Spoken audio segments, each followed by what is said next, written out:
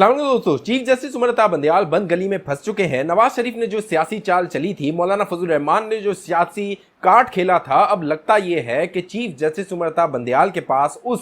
जिस तरह उनको फंसाया गया, अब उनके पास कोई रास्ता मौजूद नहीं है। गुज़िश्ता दिनों उनकी एक मुलाकात हुई थी DGISI जनरल नदीम अंजुम और DGMO के साथ, और उसमें बताया यह गया कि उन्होंने ब्रीफिंग दी थी चीफ जस्टिस उमर अता बंदयाल को कि पाकिस्तान में एक ही दिन इंतखाबात करवाए जा सकते हैं, क्योंकि फौज को 2 मरतबा यानी कि अभी 14 मई को जो हुक्म दिया गया है और फिर अक्टूबर में जो विफाक और दीगर सूबों के इंतखाबात होंगे उनको मूव नहीं करवाया जा सकता अफवाज पाकिस्तान को। लिहाजा अब चीफ जस्टिस उमर अता बंदयाल ने बाकायदा एक चाल चलते हुए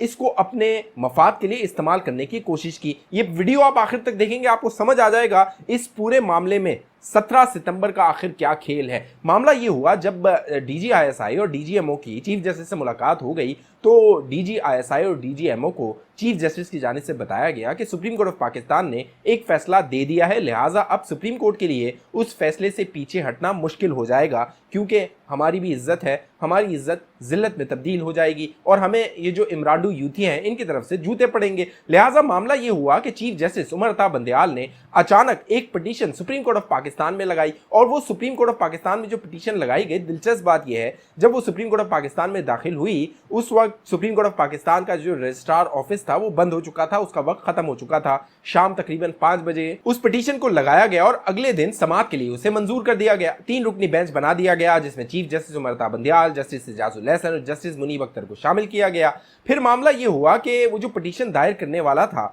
शख्स, उसको एक महंगा वकील भी मुहैया कर दिया गया। उस महंगे वकील का नाम शाह खावर है, और दिलचस्प बात यह है कि वो जो पिटिशनर है उसका ताल्लुक एबटाबाद से है। अब सवाल ये उठ रहा है कि एबटाबाद से एक शख्स का ताल्लुक है और एबटाबाद खैबर पख्तूनख्वा में आता है, तो इस शख्स की पंजाब इंतखाबात में क्यों दिलचस्पी हो सकती है। लिहाजा अब पूरी गेम समझ आती है कि DGISI और DGMO के साथ जो मुलाकात हुई थी उसके बाद चीफ जस्टिस उमर अता बंदयाल ने एक शातराना खेल खेलते हुए पूरे मुल्क में एक साथ इंतखाबात करवाने के लिए अपना कार्ड खेला, अपना सियासी चाल चली, और अब सियासतदानों को उन्होंने जब तलब किया सुप्रीम कोर्ट ऑफ पाकिस्तान में, और मुख्तसर समाअत के दौरान उन्होंने तकरीबन 1 घंटे का वक्त दिया इन तमाम सियासी रहनुमाओं को, जिसमें पीपल्स पार्टी के रहनुमा थे, नून लीग के रहनुमा थे, जमात इस्लामी के रहनुमा थे, जमीयत उलमा इस्लाम फजल रहमान का कोई रहनुमा मौजूद नहीं था, क्योंकि मौलाना फजल रहमान को लगता है कि चीफ जस्टिस उमर अता बंदयाल अपने ज़ाती मफाद के लिए ये सारा खेल खेल रहे हैं। लिहाजा दिलचस्प बात यह हुई कि 1 घंटे का वक्त दिया गया और कहा यह गया चीफ जस्टिस की जानिब से कि इस 1 घंटे में फैसला किया जाए कि इंतखाबात की 1 तारीख, पूरे मुल्क में 1 तारीख क्या होगी। इस समाअत के दौरान जो जमात इस्लामी के अमीर थे सिराजुल हक, उन्होंने कहा कि ये जो तारीख है इसको ईद कुर्बान, ईद उल अज़हा जो है उसके बाद का रख लिया जाए, क्योंकि हुज्जाज कराम वापस आ जाएंगे और फिर ये इलेक्शन जो है वो करवा दिए जाएंगे। जब ये तजवीज़ पेश की गई तो चीफ जस्टिस उमर अता बंदयाल को लगा ये तो वही तारीख है जो मेरी रिटायरमेंट से पहले की है, यानी 17 सितंबर से पहले की, लिहाजा ये तारीख मुनासिब रहेगी। उन्होंने जो सिराजुल हक थे जमात इस्लामी के अमीर, उनकी राय से इत्तफाक किया और दीगर सियासी जमातों से कहा कि अगर आप इत्तफाक कर सकते हैं तो मुज़ाकरात कर लीजिए। और दिलचस्प बात यह है कि इन तमाम सियासी रहनुमाओं को हटा के तहरीक इंसाफ के इमरान खान को, तमाम सियासी रहनुमाओं को ये हुक्म सादिर किया गया कि तमाम जाएं और इमरान नियाजी जो लाडला है हमारा उसको मनाया जाए कि वो 1 तारीख पर रजामंद हो जाए। अब दिलचस्प बात यह है दोस्तों,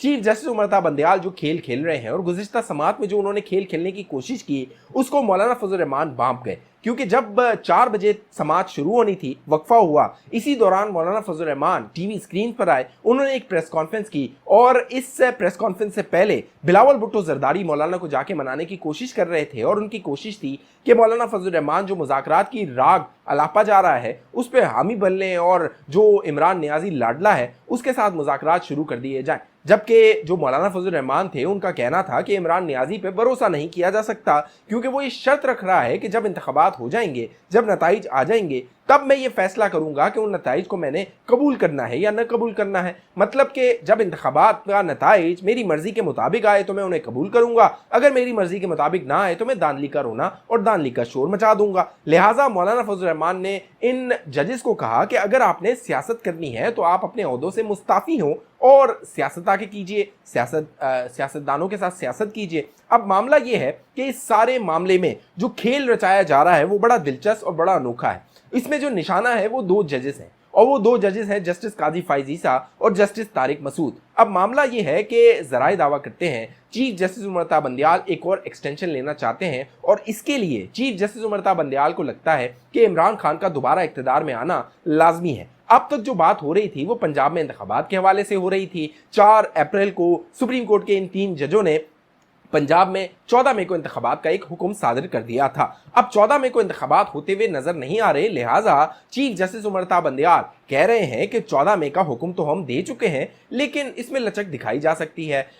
90 दिन में इंतखाबात आईन में लिखे हुए हैं, लेकिन उससे बाहर निकलने के लिए कुछ मामला निकाला भी जा सकता है। साथ साथ वो ये भी कह रहे हैं कि इमरान नियाजी को मनाना होगा, वो जो तारीख कहेगा उस पर इंतखाबात करवाने होंगे। अब इस सारे खेल में 17 सितंबर इसलिए अहम है कि 17 सितंबर को जस्टिस उमर अता बंदियाल ने रिटायर हो जाना है। इसीलिए जब सिराजुल हक ने जुलाई की तजवीज़ दी तो जस्टिस उमर अता बंदियाल को वो तजवीज़ बहुत अच्छी लगी, क्योंकि वो सितंबर से पहले की थी। लिहाजा अब चाहे जुलाई की तजवीज़ हो या अगस्त की तजवीज़ हो, चीफ जस्टिस को ये तजवीज़ बहुत अच्छी लगेंगी, लेकिन 17 सितंबर के बाद की कोई भी तजवीज़ चीफ जस्टिस को शायद काबिल कबूल ना हो, क्योंकि वो ये चाहते हैं कि जब वो जो है वो अपने ओहदे पर है, लिहाजा उसी दौरान इंतखाबात करवा दिए जाए, इमरान खान को वज़ीर आज़म बनवा दिया जाए, पंजाब की हुकूमत इमरान खान को दिलवा दी जाए और 2/3 अक्सरियत इमरान खान को दिलवाई जाए, ताकि जो उनकी एक्सटेंशन का मामला है, 3 साल की एक्सटेंशन का मामला है, उस पे इमरान खान आके कुछ मामलात कर सकें और उन्हें